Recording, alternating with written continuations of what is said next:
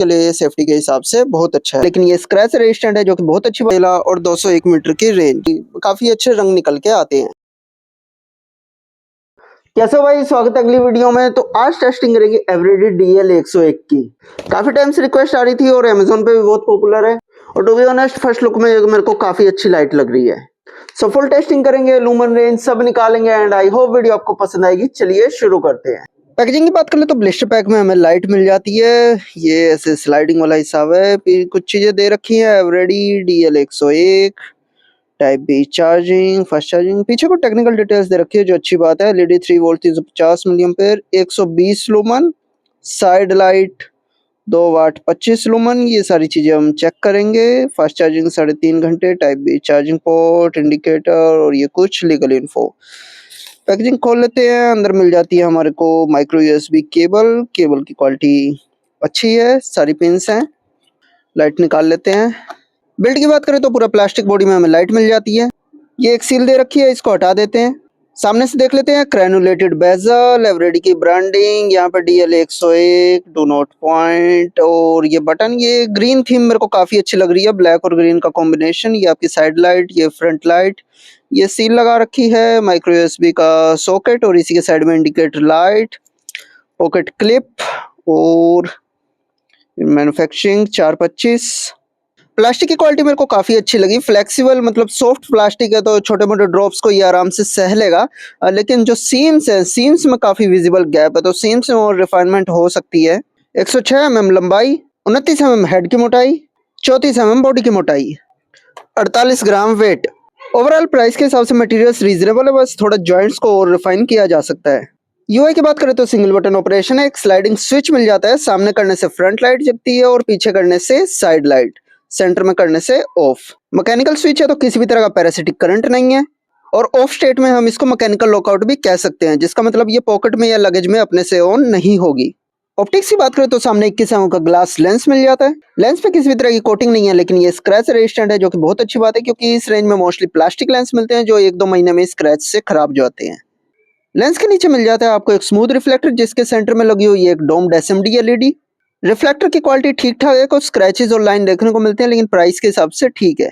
LED perfectly centred है। Overall price के हिसाब से रीजनेबल सेटअप है। इससे हमें एक शार्प हॉटस्पॉट के साथ लॉन्ग रेंज बीम देखने को मिलनी चाहिए। 3/8 डिग्री का टाइवन अल्ट्रा थ्रो बीम देखने को मिलता है। बीम का कोर काफी इंटेंस है और स्पिल में भी शार्प बाउंड्री देखने को मिलती है। बाहर की तरफ हल्का ब्लू टिंट देखने को मिल जाता है, बट उसके अलावा बीम क्वालिटी काफी अच्छी है।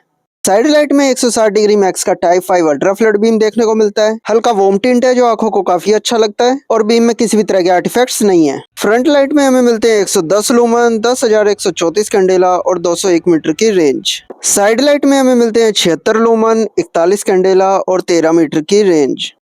500 mAh की 3.7 volt lithium ion 14500 inbuilt battery देखने को मिल जाती है जो माइक्रो USB से चार्ज होती है। हाई मोड 0.29 एम्पियर पे 110 लूमन के साथ शुरू होता है, फिर 1.5 घंटे तक धीरे धीरे स्टेप डाउन होकर 80 लूमन के आसपास आ जाता है। 2 घंटे 22 मिनट का ANSI रन टाइम मिल जाता है। शटडाउन टेस्टिंग नहीं करी है, उसका रीजन मैं आगे एक्सप्लेन करूंगा। साइड लाइट 0.32 एम्पियर पे 76 लूमन के साथ शुरू होती है, फिर 1 घंटे में स्टेप डाउन होकर 60 लूमन तक आ जाती है। उसके बाद हैवी स्टेप डाउन होता है और 2 घंटे 16 मिनट का ANSI रन टाइम मिल जाता है।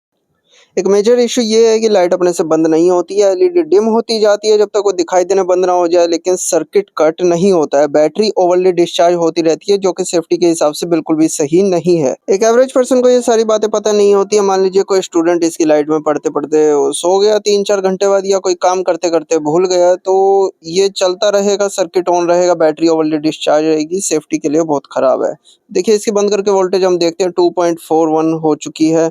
मैं 2.7 सेफ मानता हूँ, 2.6 मान लीजिए इमरजेंसी में, बट 2.4 बिल्कुल एक्सेप्टेबल नहीं है। कंपनी को इसमें लो वोल्टेज प्रोटेक्शन प्रोवाइड कराना चाहिए। 4.19 वोल्ट पे बैटरी फुल चार्ज हो जाती है।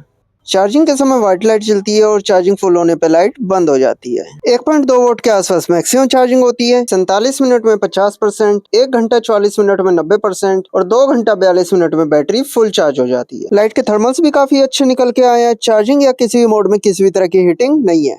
ओवरऑल ठीक ठाक से रन टाइम निकल के आए हैं, ज्यादा कुछ खास नहीं है, क्योंकि बैटरी भी काफी छोटी है रेटेड कैपेसिटी से। अगर प्योर 500 mAh की होती तो हमें इससे अच्छे रन टाइम्स देखने को मिल सकते थे। लाइट में ऑब्वियसली काफी सारे विजिबल गैप्स हैं और ब्रांड भी किसी तरह का क्लेम नहीं करता है, तो हम इसकी वाटर टेस्टिंग नहीं करेंगे। ऑब्वियसली ये लाइट आपके गीले एनवायरनमेंट पे काम करने के लिए नहीं बनी है। आइए अब कुछ बीम शॉट्स देख लेते हैं। देखिए वॉकिंग के लिए फ्रंट लाइट ठीक है, लेकिन जो उसका कोर है वो काफी इंटेंस हो जाता है और साइड में स्पिल्स में भी काफी शार्प बाउंड्री है, तो साइड में भी इतना दिखाई नहीं देता है। लेकिन जो फ्लड लाइट है वो बड़ा अच्छा है, उसका कलर भी वार्म है और साइड में अच्छे से फैलता है, तो ये इंटेंस भी नहीं दिखती है, बट ये थोड़ा शॉर्ट रेंज के लिए। बट अच्छी बात ये है कि एक ही टार्च में फ्लड और फोकस दोनों है। लेकिन इतने इंटेंस बीम का ये फायदा है कि झाड़ियों वगैरह में, पेड़ पौधों में ये काफी शार्पनेस काफी अच्छे से अंदर तक ब्राइटनेस जाती है, तो कीड़े मकोड़े वगैरह कुछ जानवर वगैरह आपको अच्छे से दिख जाएंगे। अगर आप अपने बैकयार्ड में, खेत में या कैंपिंग वगैरह कुछ करते हैं तो उसके लिए सेफ्टी के हिसाब से बहुत अच्छा है। एंड अगेन कैंपिंग की बात करें तो कैंपिंग के हिसाब से फ्लड लाइट भी काफी अच्छी है। बीम का कलर और टिंट काफी अच्छा है और पेड़ पौधों के कलर जैसे देखिए येलो फूल और हरियाली, काफी अच्छे रंग निकल के आते हैं।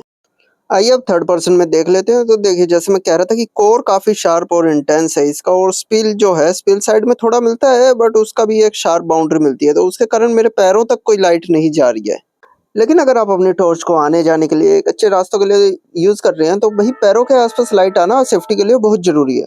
अब जैसे कि ये फ्लड लाइट है, तो फ्लड लाइट में मेरे आसपास काफी अच्छी लाइट आ चुकी है। अब देखते हैं 160-180 डिग्री अच्छे से प्रॉपर लाइट आ रही है और पैरों के पास भी लाइट आ रही है। सो अच्छी बात है, ये हम मैनेज कर सकते हैं प्राइस के हिसाब से कि एक ही टार्च में हम फ्लड और फोकस दोनों मिल रहा है। आइए अभी फर्स्ट पर्सन में देख लेते हैं। तो जैसे कि मैंने बताया था कि कोर बहुत इंटेंस है इसका। अब इसका एक असर क्या होता है कि आपका नाइट विजन थोड़ा कम हो जाता है देखते देखते। आप इसको कोर को काफी इंटेंस इसको देखते रहोगे ब्राइट को, तो आपको आसपास का अंधेरे में चीजें और गहरी दिखाई देने लग जाती है। तो वॉकिंग के लिए मेरे को ज्यादा बेस्ट लगा ये स्पिल मोड।